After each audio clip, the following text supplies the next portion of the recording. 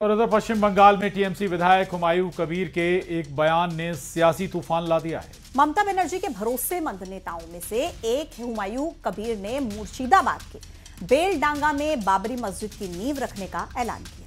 उनके इस बयान पर बीजेपी से लेकर संत समाज तक मुखर उठा है।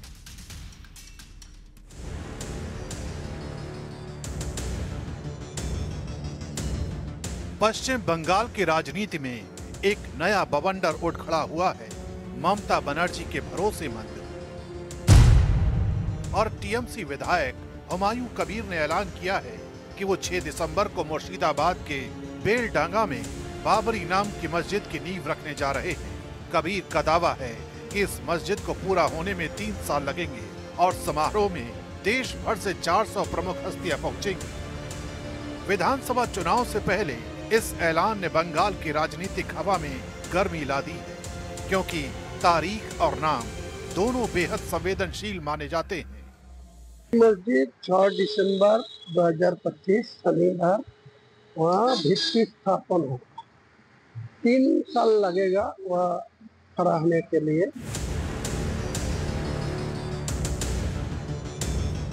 मुस्लिम बहुल सीटों वाले मुर्शिदाबाद में टीएमसी का ये कदम सीधा सीधा राजनीतिक संदेश माना जा रहा है। इसी दिन कोलकाता में टीएमसी की एक बड़ी रैली भी होनी है, जिसकी जिम्मेदारी छात्र और युवा विंग को दी गई है। माना जा रहा है कि ममता बनर्जी रैली को संबोधित कर सकती है, लेकिन कबीर ने साफ कहा है कि वो 6 दिसंबर को बेलडांगा में ही रहेंगे। चुनावी मौसम में इन दोनों कार्यक्रमों को टीएमसी की दोहरी रणनीति बताया जा रहा है। खिलाफ में 35-7% जो मुस्लिम आबादी है, इनको मस्जिद बनाएगी तो किसी को तो प्रॉब्लम नहीं होना चाहिए। किसी को तो मेरा जो धर्म है, मेरा जो मैं मुस्लिम का जो मेरा ईमान लेके चलना, ये तो कोई बाधा नहीं होना चाहिए, कोई किसी को प्रॉब्लम नहीं आना चाहिए। मैं इधर बीजेपी ने हुमायूं कबीर के बयान को तुरंत निशाने पर ले लिया। पार्टी का आरोप है कि टीएमसी मुसलमानों को रिझाने के लिए सांप्रदायिक राजनीति कर रही है। बीजेपी नेता प्रदीप भंडारी ने सोशल मीडिया पोस्ट पर लिखा, ममता सरकार द्वारा तुष्टीकरण की पराकाष्ठा। अब तृणमूल कांग्रेस विधायक हुमायूं कबीर ने घोषणा की है कि मुर्शिदाबाद जिले के बेलडांगा में 6 दिसंबर को बाबरी मस्जिद का शिलान्यास किया जाएगा। तृणमूल कांग्रेस के रगों में हिंदू विरोधी भावना है। ये वही व्यक्ति है जिसने कहा था हिंदुओं को भागीरथी नदी में डुबो देंगे। बॉबी हाकिम ने कहा था, हम अल्पसंख्यक एक दिन बहुसंख्यक बन जाएंगे। तृणमूल कांग्रेस द्वारा पूर्ण हड़प बंगाली हिंदुओं को 2म दर्जे का नागरिक समझा जा रहा है। अब आपको दिखाते हैं कि आखिर ये बाबर प्रेमी हुमायूं कबीर हैं कौन। हुमायूं कबीर 2011 में कांग्रेस के टिकट पर पहली बार चुनाव लड़े। इसके बाद वो 2013 में कांग्रेस छोड़कर टीएमसी में शामिल हुए। चुनाव जीतने के बाद ममता बनर्जी के पहले कार्यकाल में मंत्री बने। हुमायूं कबीर मौजूदा समय में पश्चिम बंगाल के भरतपुर से विधायक हैं। वो अपने विवादित बयान से कई बार टीएमसी को मुसीबत में डाल चुके हैं। हुमायूं कबीर को एक बार पार्टी ने नोटिस भी दिया था। यही वजह है कि बीजेपी नेता प्रियंका टिब्रेवाल ने टीएमसी पर तुष्टीकरण की सियासत का आरोप लगाया है। जब वो ऐसा कहते हैं कि बाबरी मस्जिद की फिर से स्थापना करेंगे, तो मैं ये पूछना चाहती हूँ कि उस स्थापना पर वो किस किस को बुलाना चाहते हैं? उन रोहिंग्याओं को जो एसआईआर के डर से अभी बॉर्डर की तरफ भाग रहे हैं पश्चिम बंगाल छोड़ने के लिए। दूसरी बात मैं ये भी कहना चाहती हूँ कि आज अगर उनको बाबरी मस्जिद बनाने का इतना ही शौक है, तो जो बाबरी मस्जिद बाबर के नाम से बनी थी, पहले ये पता करिए वो इतिहास क्या है, वो कहाँ से आया था।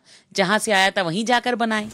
पश्चिम बंगाल में चुनाव करीब है और टीएमसी और बीजेपी की टक्कर पहले ही चरम पर है।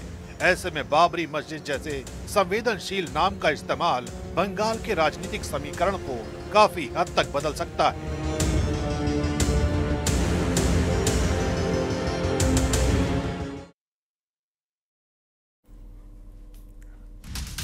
टीएमसी विधायक हुमायूं के बाबरी मस्जिद वाले बयान पर वीएचपी के विनोद बंसल ने पलटवार किया है।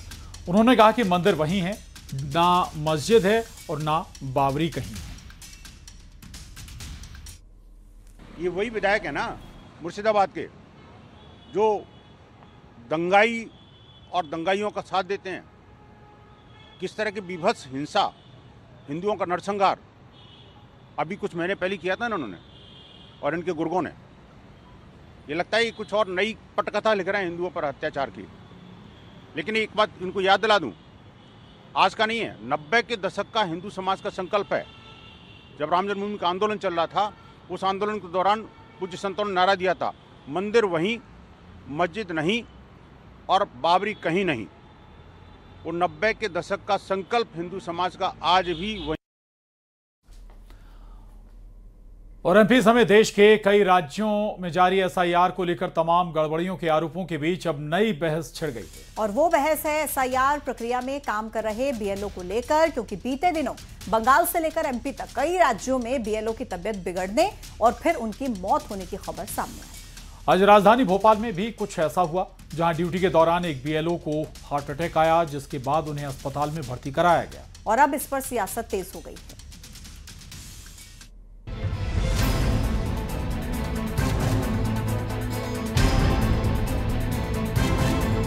भोपाल में एक बीएलओ को हार्ट अटैक आता है और उसके हार्ट अटैक को लेकर शुरू हो जाती है सियासत, क्योंकि कांग्रेस का आरोप यह है कि बीएलओ पर दबाव बनाया जा रहा था एसआईआर में जबरन नाम काटने का।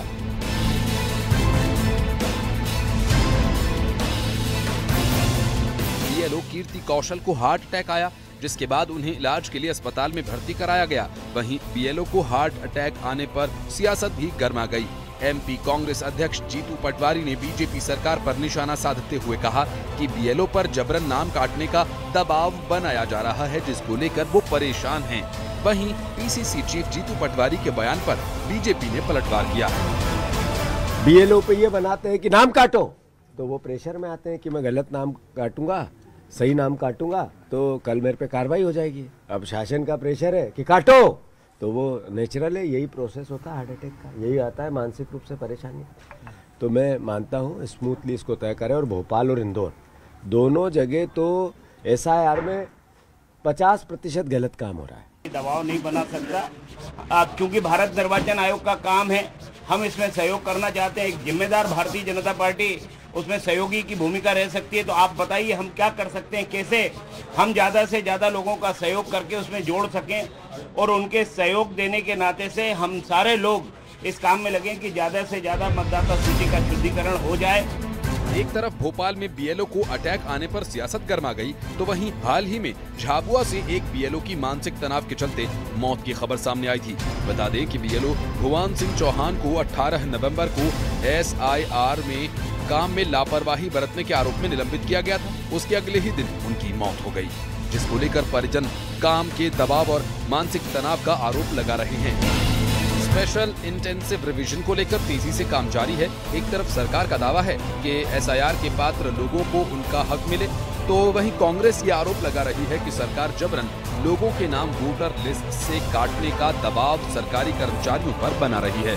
बता दें कि हाल ही में मध्य प्रदेश में कुछ और बीएलओज की हार्ट अटैक से मौत की खबरें आई थीं, जिनमें रायसेन, दमोह के बीएलओ शामिल थे।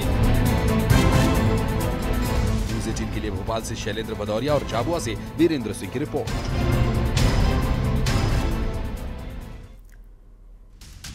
और अब आपको ग्राफिक्स के जरिए बता देते हैं कि देश भर में बीते कुछ दिनों में कितने बीएलओ की मौत हुई है। जो एसआईआर की ड्यूटी में लगे हुए थे, इन सभी के परिजनों का आरोप है कि काम के दबाव के चलते इनकी जान गई। 9 नवंबर को पूर्वी बर्धनवान पश्चिम बंगाल में एक महिला बीएलओ की ब्रेन स्ट्रोक से मौत की खबर सामने। इसके बाद 16 नवंबर धर्मपुरा राजस्थान में मुकेश चंद जांगिड़ ने सुसाइड कर लिया। 16 नवंबर कंकोल अल्पादंबा केरल में अनीश जॉर्ज ने सुसाइड कर लिया।